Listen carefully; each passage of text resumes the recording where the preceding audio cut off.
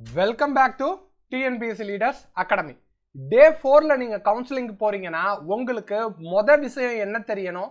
SC, SCA, ST இதுல இருக்கக்கூடியவர்கள் எல்லாருக்குமே ஜெனரல் சீட்லயே அவைலபிள் இருக்கு. நீங்க உமனா இருந்தாலும் சரி இல்ல மென்னா இருந்தாலும் சரி ஜெனரல் சீட்ல அவைலபிள் இருக்கு அப்படின்னா உங்களுக்கு கண்டிப்பாக வேலை இருக்கு. ரைட், ஃபர்தரா நம்ம என்ன சார் தெரிஞ்சுக்கணும் அப்படின்னா எஸ்சி கேட்டகரியில ஒரு 100 பேர் வரைக்கும் எங்க வேலை வாங்க முடியும் அப்படின்னா ஜெனரல் கேட்டகரியில வாங்க முடியும். மற்ற இருவருக்கும் என்ன இருக்கு? அதற்கு கொஞ்சம் அதிகமாகவே அவங்களுக்கு ஒதுக்கப்பட்ட சீட்ல அதிகமாகவே இருக்கு. அதனால நீங்க ஒரி பண்ணிக்க தேவையில்லை. அப்ப எஸ்சில இருக்கக்கூடியவங்க 10 மணி பேஜா இருந்தா உங்களுக்கு சொல்லக்கூடியது 100% உங்களுக்கு பணி கிடைப்பதற்கு வாய்ப்பு இருக்கு. ரைட் சார், அடுத்த ஒரு டவுட் என்ன வரும் அப்படின்னா ஜெனரல்ல அதிகமான சீட் இருக்கு, அது எல்லாமே மென்னுக்குரியதா அப்படிங்கிற டவுட் வரும். ஏன்னா உமன்ஸ்ல இருக்கக்கூடிய சீட் வந்து கம்மியாக இருக்கு. ஹரிசாண்டல் ரிசர்வேஷன், வெர்டிக்கல் ரிசர்வேஷன் ஒரு கான்செப்ட் இருக்கு. அதன் அடிப்படையில உமன் வந்து ஜெனரல்ல இருக்கக்கூடிய பதவிகளையும் எடுக்கலாம். அடுத்து இருக்கக்கூடியது என்ன சார் அப்படின்னா எஸ்சிஏ கேட்டகரியில இருக்கக்கூடிய ஒரு மாணவர் எஸ்சியில இருக்கக்கூடிய சீட்டையும் எடுக்கலாம். அதனால இந்த கன்ஃபியூஷன் உங்களுக்கு வேணாம். ஏன்னா டிஎன்பிஎஸ்சி ஒரு செட் ஆஃப் ப்ரொசீஜரை பண்றாங்க. அப்ப நீங்க பண்ண வேண்டியது என்ன அப்படின்னா அந்த 100 பதவிகள் என்ன, அதற்குரிய ப்ரிஃபரன்சஸ் என்ன அப்படிங்கிறத தெரிஞ்சுக்கணும். அடுத்து நம்ம பார்க்க போறது பிஎஸ்டிஎம் அனைத்து கேட்டகரியிலும், ஸ்பெஷல் ரிசர்வேஷன் அனைத்து கேட்டகரியிலையும் உங்களுக்கு பெரிய டிக் மார்க்கே கொடுத்துடலாம். உங்களுக்கு 60,000 ரூபாய் சம்பளம் இருக்கு. நீங்க முதல்ல தெரிஞ்சுக்க வேண்டியதுக்கு 2 விஷயம் இருக்கு. அந்த 2 விஷயத்தையுமே நான் டெலகிராம்ல போட்டிருக்கேன். முதல்ல உங்கள்கிட்ட என்னென்ன டாக்குமெண்ட்ஸ்லாம் வேணும் அப்படிங்கிறது.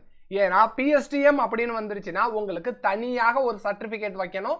அதற்கு நீங்க ப்ரூஃப் வச்சிருப்பீங்க. அப்ப பிஎஸ்டிஎம் கேண்டிடேட் ஆக இருந்தால் நீங்க இந்த வீடியோவை பாருங்க.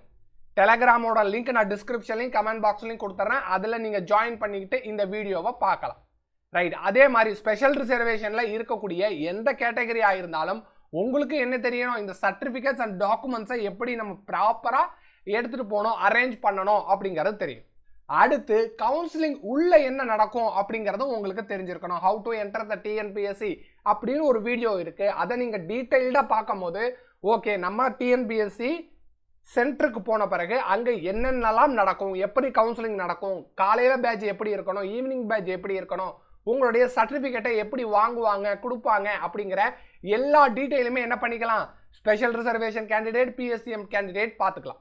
ஸ்பெஷல் ரிசர்வேஷன் கேண்டிடேட்டுக்கு நாங்க சொல்றது என்ன அப்படின்னா டே 5 முடிகிற வரைக்கும் உங்களுக்கான பதவி கண்டிப்பாக கிடைக்கும் அப்படிங்கிறத தெரிஞ்சுக்கங்க. இந்த ஸ்பெஷல் ரிசர்வேஷன்ல போதிய நபர்கள் இல்லை அப்படின்னா phase 2 கவுன்சிலிங்க்கும் வாய்ப்புகள் இருக்கு. அதனால உங்களுக்கு போஸ்ட் கிடைக்கல அப்படிங்கிற மாதிரி ஃபீல் பண்ணாதீங்க. உங்களுக்கு கண்டிப்பாக பதவி உள்ளது. ரைட், இப்போ நம்ம எப்படி சார் இதை டிபார்ட்மெண்ட் வைஸ் பார்க்கணும் அப்படிங்கிறத சொல்லிடுறோம். போஸ்ட் இங்க இடத்துல இருக்கும். இந்த இடத்துல போஸ்ட்டுக்கு தகுந்த மாதிரி நம்ம என்ன சொல்றோம்? ஜெனரல் உமன் அப்படிங்கிற வார்த்தையெல்லாம் உங்களுக்கு கேள்விப்பட்டிருப்பீங்க. இந்த ஜெனரல் உமனுக்கு ஏற்ற மாதிரி நம்ம ஒவ்வொரு டிபார்ட்மெண்ட்டையும் பார்க்க வேண்டாம். ஆடிட் அசிஸ்டன்ட்ல எவ்வளவு பதவி இருக்கு? ஜெனரல்ல 2 பதவி இருக்கு, உமன்ல ஒரு பதவி இருக்கு. அப்ப இங்க 2 உமன் இருக்காங்க சார், எங்களுக்கு பதவி கிடைக்குமான்னு கேட்டா உமன்ல ஒரு சீட்டு எடுத்த பிறகு இது 0 ஆகிடும். இன்னொரு உமன் எங்க எடுப்பாங்க அப்படின்னா ஜெனரல்ல எடுப்பாங்க. ரைட் சார், 3 பேருமே உமன் இருக்கோம், எங்களுக்கு வேலை கிடைக்குமான்னு கேட்டா ஒரு உமன் சீட்டு போனோடனே இது 0 ஆயிடும். அடுத்த 2 பேர் உமனை எடுத்தோடனே என்ன ஆயிடும்? இந்த ஜெனரல் சீட்டு 0 ஆயிடும். இப்படி உமனுக்கு இருக்கக்கூடிய பாசிபிலிட்டிஸை நம்ம பார்த்துட்டோம். அடுத்து எஸ்சிஏக்கு என்ன சொல்லியிருந்தோம்? நீங்க எஸ்சியில இருக்கக்கூடிய சீட்ஸையுமே எடுக்கலாம். அதனால நீங்க வருத்தப்பட தேவையில்லை. அதனாலதான் என்ன ஆயிருக்கு, நம்ம கம்யூனிட்டி வைஸ் செக் பண்ணும் போது எஸ்சிக்கு இருக்கக்கூடிய பதவிகள் எஸ்சிஏக்கு இருக்கக்கூடிய பதவிகள்ல மேஜர் டிஸ்ட்ரிபியூஷன்ஸ் வந்து ஆகாம இருக்கு. ரைட்டா, நம்ம ஃபர்ஸ்ட் என்ன பண்ணலாம்? ஒவ்வொரு கம்யூனிட்டியா பார்ப்போம். ஒவ்வொரு கம்யூனிட்டியா பார்க்கும் போது நீங்க பிஎஸ்டிஎம் இருந்தாலும் சரி, அடுத்து ஸ்பெஷல் ரிசர்வேஷனா இருந்தாலும் சரி, உங்களுக்கு உரிய பதவிகள் இருக்கு அப்படிங்கிறத தெரிஞ்சுக்கங்க. அந்த இருக்கிற பதவிக்கு என்ன சார் ப்ரிஃபரன்ஸ் கொடுக்கலாம் அப்படின்னா எஸ்சிக்கு நோ அதர் சாய்ஸ், இருக்கிற டிபார்ட்மெண்ட்டை தான் எடுத்துட்டு வர முடியும். SCA, ST, PSTM and special reservation உங்களுக்கு 60,000 ரூபாய் சம்பளமும் இருக்கு. நம்ம முதல்ல என்ன பண்ணிக்கலாம், ஜிடியிலேருந்து ஆரம்பிக்கலாம். ஜிடியில் இருக்கக்கூடிய பிஎஸ்டிஎம் நம்ம பார்க்கலாம். அதில் இருக்கக்கூடிய சீட்டே இன்னும் முடியல அப்படின்னா உங்களுக்கு தெல்ல தெளிவாக வாய்ப்பு இருக்கு. 5ஆம் தேதி முடிகிற வரைக்கும் பிஎஸ்டிஎம் கேண்டிடேட் சீட் எடுக்கிறதுக்கான வாய்ப்பு இருக்கு. ஜெனரல் டேர்ன்ல இருக்கக்கூடிய பிஎஸ்டிஎம் 70 சீட் இருக்கு. ஆனால் 29 சீட்டு தான் முடிஞ்சிருக்கு. அப்போ எனக்கு ஒரு 60,000 ரூபாய் உள்ள சம்பளம் கிடைக்குமான்னு கேட்டால் உங்களுக்கு கண்டிப்பாக கிடைக்கும். எப்படி சார்? ஜஸ்ட் நீங்கள் ஸ்க்ரால் பண்ணி உங்களுடைய டிபார்ட்மெண்ட் வைஸில் எப்படி நான் உங்களுக்கு சொன்னேன் பார்க்கணும்னு, அதே மாதிரி உங்களுக்கு இந்த பிடிஎஃப்பையும் ஸ்க்ரால் பண்ணி நீங்கள் வந்தீங்கன்னா பிசிஏ ஒரு உதாரணமாக வச்சு சொல்கிறேன். இப்போ பிசியில் இருக்கக்கூடிய பிஎஸ்டிஎம் பாருங்கள் 53 தான் போயிருக்கு. அப்போ என்ன அர்த்தம்? ஜென்ரலில் 60,000 ரூபாய் உள்ள சம்பளம் முடிஞ்சிடுச்சு.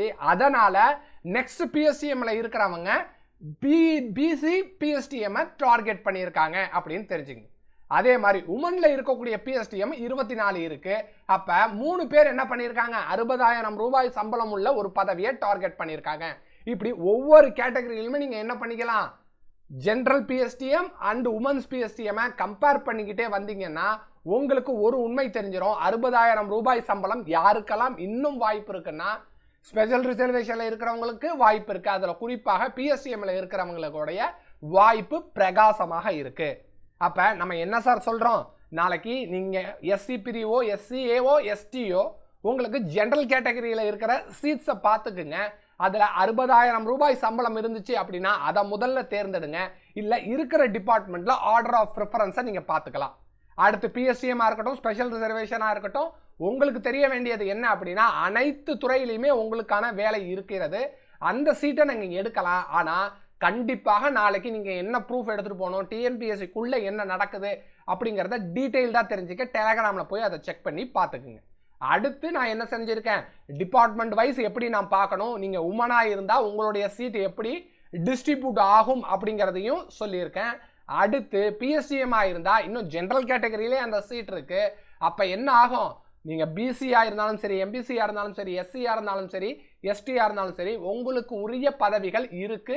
தயவு செஞ்சு நீங்க என்ன பண்ணுங்க, நாளைக்கு எந்த விதமான தவறும் இல்லாம பதற்றமும் இல்லாம ஒரு துறையை தேர்ந்தெடுத்து அந்த துறையை சூஸ் பண்ணி செலக்ட் பண்ணிட்டு வாங்க. அடுத்து ஸ்பெஷல் ரிசர்வேஷன் அப்படின்னு சொல்லக்கூடியவர்கள்ல டே 5 வரைக்குமே உங்களுக்கு வாய்ப்பு இருக்கு. நாளைக்கு உங்களுடைய கவுன்சிலிங் நம்பர் இல்லைனாலும் பரவாயில்ல, நீங்க தைரியமாக இருங்க. உங்களுக்கு டே 5ல உங்களுடைய பதவிகள் கிடைக்கும். Wish you all the best. Thank you to all.